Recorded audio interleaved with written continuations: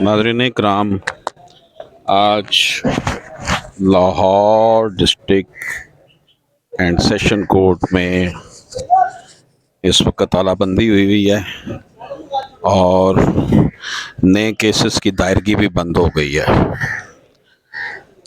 नए केसेस दायर नहीं हो रहे और दायरी ब्रांच आप देख रहे हैं कि बंद है। पुलिस की भारी तादाद यहाँ पर मौजूद है।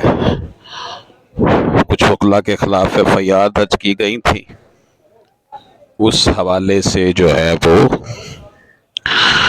वकला प्रोटेस्ट कर रहे हैं। मरकजी गेट उन्होंने बंद किया हुआ है और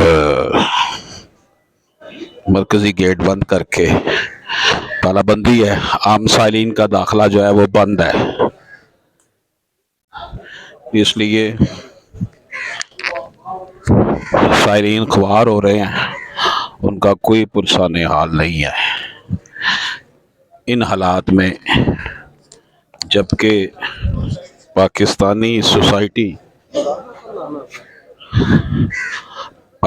सोसाइटी में जो है वो बहुत ज़्यादा बिगाड़ पैदा हुआ है, इन हालात में वकला की जानब से और इंतज़ामिया की जानब से जो रिफ्ट है वो यकीनी तौर पर हमारी सोसाइटी के लिए किसी तरह भी जो बेहतर नहीं है।